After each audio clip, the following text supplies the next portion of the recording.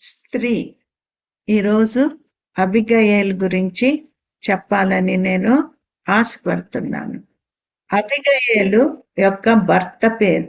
భర్త 1 సమూయేలు 25వ అధ్యాయము మనం 2వ వచనము నేను చదువుతున్నానమ్మా. కర్మేలులోని మాయోను నందు ఆస్తి గలవాడొకడు కాపురముండెను. అతడు బహు భాగ్యవంతుడు.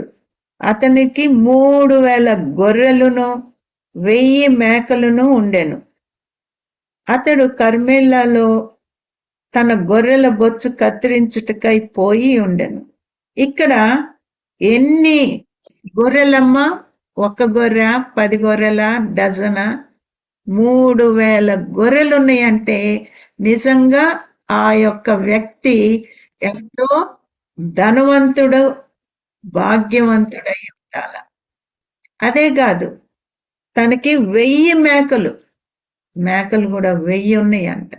అంటే ఆలోచించండి, 3000 గొర్రెలు అంటే ఎంత స్థలం అవసరము, ఎంతమంది పనోళ్ళు అవసరము. మేకలు 1000 మేకలు అంటే, వందలు మేకలు అంటే వాటిల్ని చూసుకోవడానికి ఎంతమంది పనోళ్ళు అవసరము. ఎంతమంది పనోళ్ళు ఉండింటారు ఏమా? అతని పేరు నాబాలు. ఆ నాబాలు అనేటువంటి ఆయన ఎంత ధనవంతుడు. వాళ్ళు ఈ గొర్రెల్ని పెంచేటప్పుడు వాటి యొక్క బొచ్చు కత్తిరిస్తారనమాట. ఒక్కొక్క గొర్రె కిలోన్నర ఊలు వస్తుందన్నమాట. ఉలెన్ క్లోత్స్ చాలా ఖరీదైనటువంటి. కాబట్టి 3000 గొర్రెలంటే ఒక గది నిండే అంత మరి వాళ్ళ యొక్క ఊలు వస్తుంది అనమాట. దాని బొచ్చు ఊలు అంటారు, అది వస్తుంది. అది వాటిల్ని పూర్తిగా షేవ్ చేసేటప్పుడు, అదంతా బొచ్చంతా తీసేటప్పుడు పెద్ద విందు చేసుకుంటారంట. ఈయన చాలా ధనవంతుడు కాబట్టి ఒక రాజు ఇచ్చేటువంటి విందులాగా ఈయన విందు చేసుకుంటున్నాడంట. వాళ్ళ భార్య పేరు 3వ వచనము. అతని భార్య పేరు అబిగయేలు. ఆ స్త్రీ సుబుద్ధి గలదై రూపసి అయి ఉండెను. అయితే చర్యలను బట్టి చూడగా నాబాలు మోటువాడును దుర్మార్గుడునై ఉండెను. అతడు కాలేబు సంతతి వాడు. నాబాలేమో దుర్మార్గుడు, నాబాలు మోటువాడు. భార్య ఏంటమ్మా? అందగత్తె, సుబుద్ధి గలది, రూపసి అయి ఉండెను. అబ్బా, వీళ్ళిద్దరు ఎట్లా కలిసి ఉంటున్నారో నాకు అర్థం కాదన్న. ఆమెను చూస్తే ఒక దేవదూతలాగా చక్కని బుద్ధి కలిగి చక్కగా అందంగా ఆమె ఉంటుంటే, ఈయనేమో మోటోడ్లాగా మరి ఆ మూర్ఖుడు, దుర్మార్గుడు అంట. ఎట్లాగా సంసారం చేస్తుందో నాకు అర్థం కాదు. చూసారా? అట్లాంటి భర్త ఉంటే ఎట్లా సంసారం చేయాలమ్మా? నిజంగా అబిగయేల్ దగ్గర నుండి మనం ఎన్నో నేర్చుకోవాలి. అంత అందగత్త అయినా గాని ఎక్కడ గర్వం అనేది లేదు. భర్త మోటోడే గాని ధనవంతుడు. అరే, నా భర్త మోటోడు అని సిగ్గుపడుతుందా? అరే, ఈయనతోటి ఎందుకు కాపురం చేయాలా అని అనుకుంటుందా? లేదు. ఆయనకి ఏమీ తెలీదు, ఎవరితో అట్లా మాట్లాడాలో తెలీదు. కానీ ఈ సుబుద్ధి గల ఈ అబిగయేలు అన్ని, ఎక్కడ ఆయన పోట్లాటలు పెట్టుకున్నా కానీ అవన్నీ కూడా సర్దుబాటు చేసి చక్కగా సంసారం చేస్తా ఉంది. ఇప్పుడు 31 గుణవతి అయిన భార్య దొరుకుట సామెతల్లో ఉంటది చూడమ్మా. భార్య దొరుకుట అరుదు, అట్టిది ముత్యము కంటే అమూల్యమైనది. చూసారా, గుణవతి అయిన భార్య దొరుకుట అరుదు.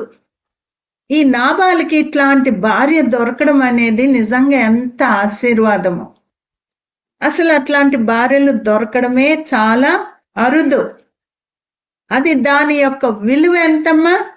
ముత్యము కంటే అమూల్యమైనది. నువ్వు గుణవతురాల అయినట్లయితే నిజంగా నీ భర్తకి నువ్వు ముత్యము కన్నా అమూల్యమైనటువంటి భార్యగా నువ్వు ఉంటావు. అట్లా దేవుడు చేయగలడు. మరి సామెతలు 1:7 చదువమ్మా. 1:7 యెహోవాయందు భయభక్తులు కలిగి ఉండుట తెలివికి మూలము, మూర్ఖులు జ్ఞానమునకు మూలము, తెలివికి మూలము. కాబట్టి యెహోవాయందు భయభక్తులు కలిగి, ఈ అబిగయీలు యెహోవాయందు భయభక్తులు కలిగినటువంటి స్త్రీ కాబట్టి మరి జ్ఞానము కలిగి ఉంది. జ్ఞానముతోటి భర్తని కాపాడుకుంటుంది. లేకపోతే ఎప్పుడో చచ్చిపోతాడు. ఆయన అనేటువంటి మాటలకి మనుషులకి రోషం వచ్చి ఎప్పుడో ఆయన్ని చంపేసి ఉండేవాళ్ళు. కానీ ఈ గుణవతి అయిన భార్య ఆయనకి దొరికింది. అదెంతో ఆయనకి ఆశీర్వాదము. దేవుడు ఆయన్ని, ఇంత ఆస్తి గలవాడికి ఒక మూర్ఖురాలు వచ్చిందంటే క్షణంలో మొత్తం ఖాళీ అయిపోద్ది. కానీ ఈ యొక్క అబిగయీలు అట్లాంటిది కాదు, భయభక్తులు కలిగినటువంటి స్త్రీ కాబట్టి ఆమె ఆయన్ని కాపాడుకుంటూ ఆస్తి అంతా కూడా నష్టము రాకుండా జ్ఞానముతోటి అన్ని కూడా చూసుకుంటా ఉంది. మరి ఇప్పుడు వాళ్ళు ఒక పెద్ద విందు చేస్తున్నాడంట. ఎట్లాంటి విందు? ఒక రాజులు చేసేటువంటి అంత గొప్పగా ఈ యొక్క నాబాలు అట్లాంటి విందు చేస్తున్నాడంట. చేస్తుంటే అక్కడ దావీదు తన గృహాన్ని వదిలిపెట్టి అక్కడ కర్మెలులో ఉన్నాడు. తన సైన్యముతో ఉన్నాడు. ఎక్కడైతే ఈ గొర్రెలు రాత్రింబగళ్ళు వీళ్ళు పెట్టుకొని 3000 గొర్రెలంటే ఎప్పుడు ఏ పులి రావచ్చు, సింహం రావచ్చు, అడవి జంతువులు రావచ్చు, వాటిల్ని అవి ఎక్కడ ఉన్నాయో అవి గుర్తుబట్టి, క్రూర జంతువులు గుర్తుబట్టి రాత్రుల్లో వచ్చి లాక్కొని వెళ్ళిపోవచ్చు. కానీ ఈ యొక్క దావీదు సేవకులు, తన దగ్గరున్న సైన్యం, వాళ్ళు ఏం చేసేవాళ్ళంటే ఈ గొర్రెల చుట్టూరు వాళ్ళు కాపలా కాసి గొర్రెల్ని కాపాడుతూ, మరి నాబాలు పనులు చేసే వాళ్ళతోటి ప్రేమగా మాట్లాడతా, ఒక్క గొర్రె కూడా దొంగిలింపబడలేదు, ఒక్క గొర్రె కూడా చచ్చిపోలేదు. మేకల్ని కూడా వీళ్ళు కాపాడుతా ఉన్నారు. అట్లాంటప్పుడు మరి ఈ గొర్రె బొచ్చు తీసేటువంటి పండుగ, అది పెద్ద పండుగ చేసుకుంటారు. ఎందుకంటే మరి ఒక గది నిండా ఆయనకి ఊలు వస్తుందంటే ఇంకా ఎంత ఆస్తిపరుడైపోతాడు. ఉలెన్ క్లోత్స్ చాలా ఖరీదైనటువంటి, దాంట్లో నుండి వస్త్రాలు తయారు చేస్తారు, రగ్స్ తయారు చేస్తారు, మరి ఫారిన్ కంట్రీస్ కి పంపిస్తారు.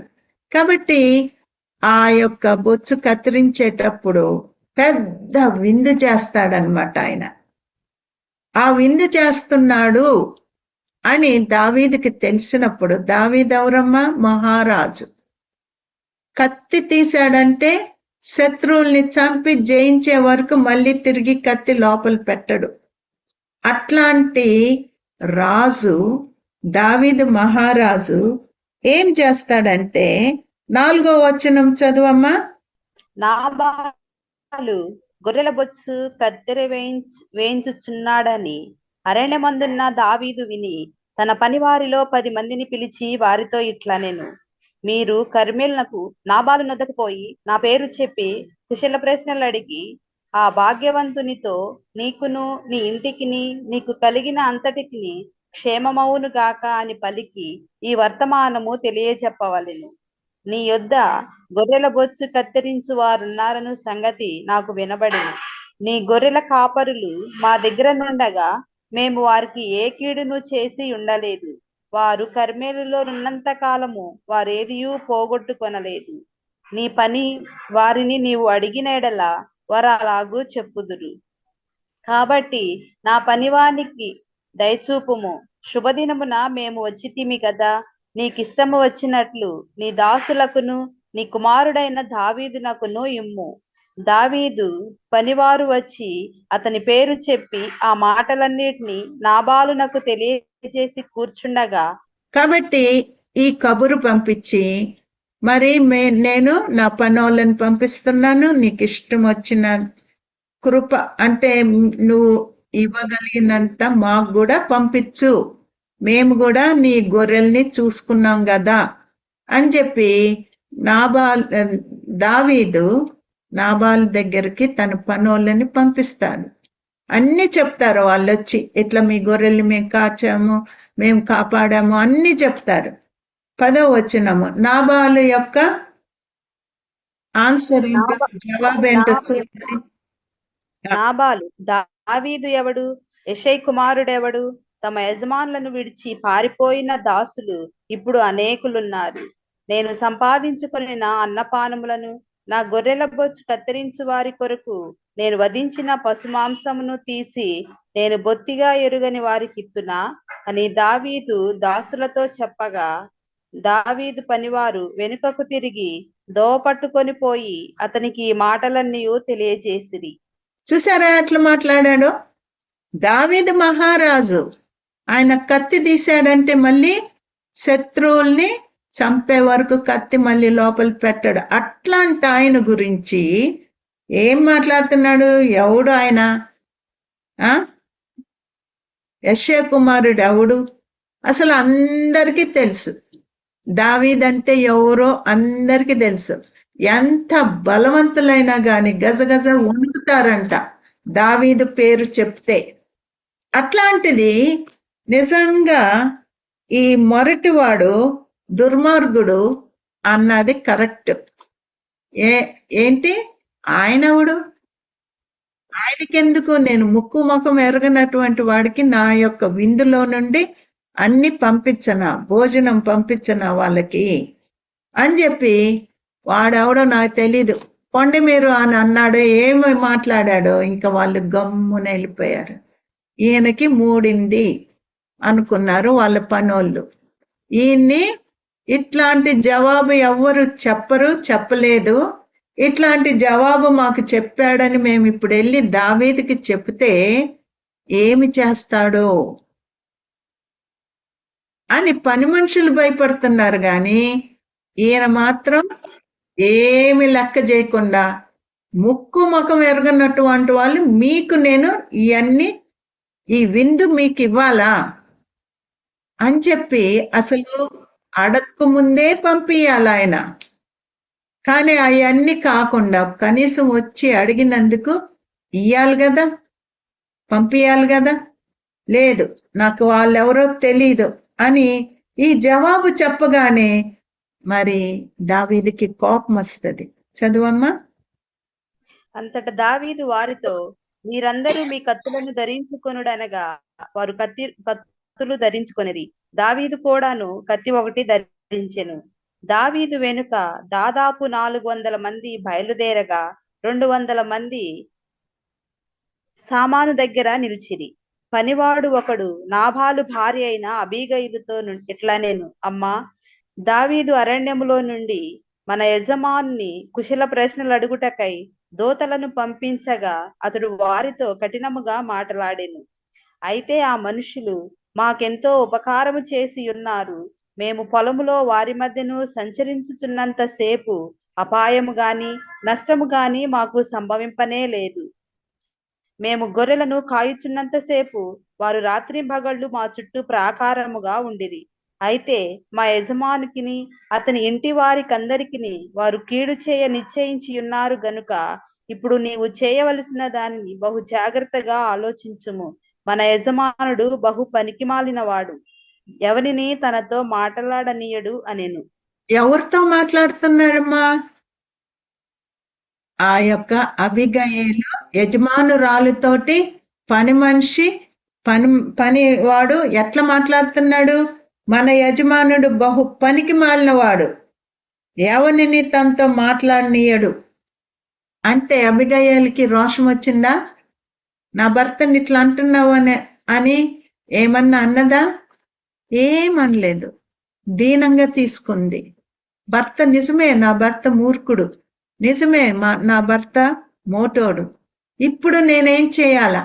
దావీదు ఈ ఇంత భయంకరంగా ఎదిరించి పంపించేశాడా? ఇప్పుడు వాళ్ళందరూ వస్తారని అబిగయీలు ఎంత జ్ఞానంగా ఆలోచించిందో చూడండి. ఆ జ్ఞానము ఈ నాబాలుకి లేదు. సరే, అప్పుడు వెంటనే ఏం చేసింది అబిగయీలు? వాళ్ళకి ఇదంతా చదవాలంటే టైం అయిపోతుందమ్మా. కాబట్టి ఇప్పుడు అబిగయీలు దావీదుని ఎట్లా ఆపాలా?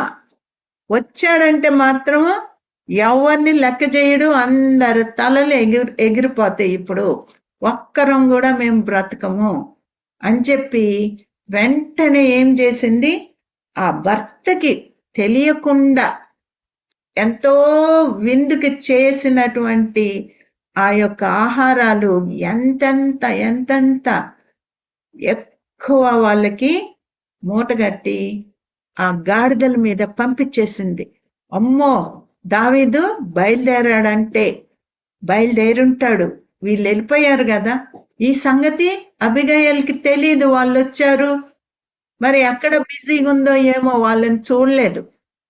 కాబట్టి చెప్పింది, మీరందరూ ముందు అంత ఎంతో వండిచ్చాడు కాబట్టి ఎంత తీసినా నాబాలుకి తెలియదు. కాబట్టి ఆమె ఎంతెంతో మీరు చదువుకోండి, ఎంతెంతో తీసి ఆ గాడిదల మీద పెట్టి ముందు మీరు వెళ్ళిపోండి, నేను వెనకాల వస్తా, ముందు చెప్పండి ఆమె వస్తుందని, మీరు వెళ్ళిపోండి, వాళ్ళు వచ్చారంటే మన తలకాయలు ఉండవు అని చెప్పి ఎంత జ్ఞానంగా పంపించేస్తుంది. అన్ని విందులో చేసినవి అన్ని తీసి పంపిస్తుంది. చూడండి, ఇప్పుడు ఇందాక చదివావు సామెతలు 21:14. సామెతలు 21:14 చదువమ్మా. 21:14. చాటున ఇచ్చిన బహుమానము కోపమును చల్లార్చును. చాటునిచ్చిన బహుమానము కోపమును చల్లార్చును. ఈమెకి తెలుసు. ఇప్పుడు నాబాలుకి తెలియకుండా చాటున ఎన్నెన్ని బహుమానాలు దావీదుకి పంపించేస్తుంది. చూడండి, పంపించడమే కాదు, మాటలు. సామెతలు 15 చదువమ్మా. తన మాటలు ఎట్లున్నాయి? సామెతలు 15:1. అంటే బ్రేక్ అయిందండి. సామెతలు 15:1. మృదువైన మాట క్రోధమును చల్లార్చును, నొప్పించు మాట కోపమును రేపును. మృదువైన మాట క్రోధమును చల్లార్చును. వెళ్ళి ఎట్లా మాట్లాడుతుందో చూడండి. మృదువుగా మాట్లాడుతుంది. పెద్ద రాజు, ఆ రాజు దగ్గరికి వెళ్ళి ఆమె ఎట్లా మాట్లాడుతుంది? ఆ దావీదు ఏమని చెప్పాడంటే, ఆ పనోళ్ళకి 22 చదువమ్మా. 21 చదువు. 1 సమూయేలు 25:21 నుండి చదువమ్మా. అంతకు మునుపు దావీదు నాబాలునకు కలిగిన దాని అంతటిలో ఏదియూ పోకుండా ఈ అరణ్యములో అతని ఆస్తి అంతయు నేను వ్యర్థంగా కాయిచూ వచ్చి తిని ఉపకారమునకు నాకు అపకారము చేసి ఉన్నాడే, అని అనుకొని అతనికున్న వారిలో ఒక మగపిల్లవానినైనను తెల్లవారునప్పటికీ నేనుండనియను, లేదా దేవుడు మరి గొప్ప అపాయము దావీదు శత్రువులకు కలుగచేయును కాక అని ప్రమాణము చేసి ఉండెను. చూసారా, ఒక్క మొగోడుని కూడా నేను ఉంచను, అందరిని చంపేస్తాను అని చెప్పి బయలుదేరాడు దావీదు. ఈ లోపల ఈమె అన్ని గిఫ్ట్స్ పంపిస్తుంది. పంపించి ఆఖర తను వెనకాల వెళ్ళింది. 23 వచనం చదవమా. అబీగయిలు దావీదును కనుగొని గార్ధ్వము మీద నుండి త్వరగా దిగి దావీదునకు సాష్టాంగ నమస్కారము చేసి అతని పాదములు పట్టుకొని ఇట్లనెను, నా ఏలినవాడా, ఈ దోషము నాదని ఎంచుము. నీ దాసురాలనైనా నన్ను మాట్లాడనిమ్ము. నీ దాసురాలనైనా నేను చెప్పు మాటలను ఆలకించుము. నా ఏలినవాడా, దుష్టుడైన ఈ నాబాలును లక్ష్య పెట్టవద్దు. అతని పేరు అతని గుణములను సూచించుచున్నది. అతని పేరు నాబాలు, మోటుతనము అతని గుణము. నా ఏలినవాడు పంపించిన పనివారు నాకు కనబడలేదు. నా ఏలినవాడా, యెహోవా జీవము తోడు, నీ జీవము తోడు, ప్రాణహాని చేయకుండా యెహోవా నిన్ను ఆపియున్నాడు.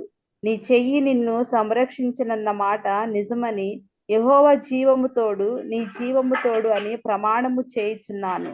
నీ శత్రువులను నా ఏలిన వాడవైన నీకు కీడు చేయను ఉద్దేశించు వారును నాబాలు వలె ఉందురుగాక. చాలు, ఎంత చెప్తుంది.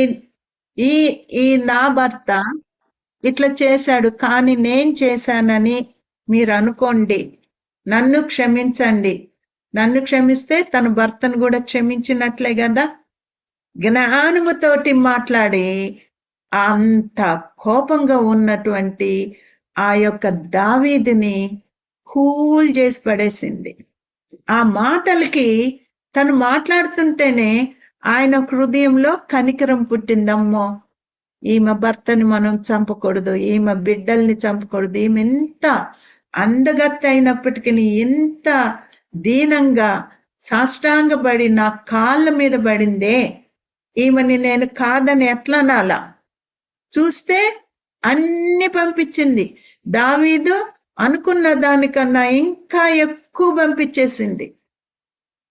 ఎంత జ్ఞానంగా ప్రవర్తించి తన వాళ్ళందరినీ కత్తి చేత చంపబడకుండా కాపాడుకుంది. జ్ఞానము చూసారా, జ్ఞానం మనకి ఎంత అవసరమో. మన కుటుంబంలో ఎన్నో సమస్యలు వస్తుంటాయి. మనము ఇంకొంచెం పుల్లలు కల్పించి, ఇంకొంచెము రెచ్చగొట్టి, ఇంకొంచెము ఆ యొక్క పోట్లాటలను ఎక్కువ చేస్తున్నామా, లేకపోతే జ్ఞానముతోటి సమాధానపరచువారు ధన్యులు, వారు దేవుని బిడ్డలు అనబడతారు. సమాధానము, నువ్వు సమాధానంగా ఉండమని, సమాధానం కొరకు నువ్వు ఇంట్లో పోరాడుతున్నావా, పోని మూర్ఖుడు, సస్తే సావని మూర్ఖుడు అని భర్తను తిడుతున్నామా? అట్లా తిట్టిందా? లేదు. ఆయన తప్పు చేశాడు కానీ నా తప్పని అది నా మీద నేను వేసుకుంటున్నాను, నన్ను క్షమించండి. మీ వాళ్ళు వచ్చినప్పుడు నేను లేను, నాకు కనపడలేదు, లేకపోతే అప్పుడే నేను ఇవన్నీ పంపించుండేదాన్ని అని ఎంత తను మాట్లాడిందంటే ఆఖరికి దావీదేమంటాడు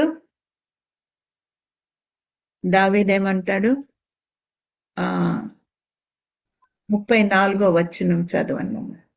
నీవు త్వరపడి నన్ను ఎదుర్కొనకపోయిన ఎడల నీకు హాని చేయకుండా నన్ను ఆటంకపరిచిన ఇశ్రాయేళ్ల దేవుడైన యెహోవా జీవము తోడు, తెల్లవారులోగా నాబాలునకు మగవాడొకడును విడువబడనన్న మాట నిశ్చయము అని చెప్పి తన యొద్దకు ఆమె తెచ్చిన వాటిని ఆమె చేత తీసుకొని, నీ మాటలు నేను ఆలకించి నీ మనవి అంగీకరించి తిని సమాధానముగా నీ ఇంటికి పొమ్మని ఆమెతో చెప్పాను. అబీగయీలు తిరిగి నాబాలు నొద్దకు రాని. ఒక్క నిమిషం. కాబట్టి ఏమన్నాడు? సరేలే, నేను రాను, మీ ఇంటికి రాను, ఎవరిని చంపను, సమాధానంగా వెళ్ళమ్మా, మీ ఇంటికి సంతోషంగా వెళ్ళు, నేను వెనక్కి తిరిగి వెళ్ళిపోతున్నాను అని చెప్పి ఆయన తన విన్నపాన్ని ఆలకించి తనిచ్చినటువంటి ఆ యొక్క బహుమానాలన్నీ తీసుకొని అంత రోషము కలిగినటువంటి దావీదు తగ్గించుకొని ఆ మంటంతా పోయింది. ఆమెను చూసినప్పుడు ఆమెలో ఉంటున్నటువంటి ఆ దీనత్వము, తగ్గింపు ఆయన పాదాల మీద పడి నా తప్పు అని అనుకోండి, నా భర్త అన్నాడుగా నా తప్పు అనుకోండి, నేను వచ్చాను ఒక ఆడామ అంత దూరము ప్రయాణం చేసి వచ్చినప్పుడు దావీదు దేవుని ఆత్మ కలిగినటువంటి వాడు కాబట్టి చెప్తున్నాడు, సమాధానంగా వెళ్ళమ్మా, ఇంటికెళ్ళు, ఆలోచించద్దు.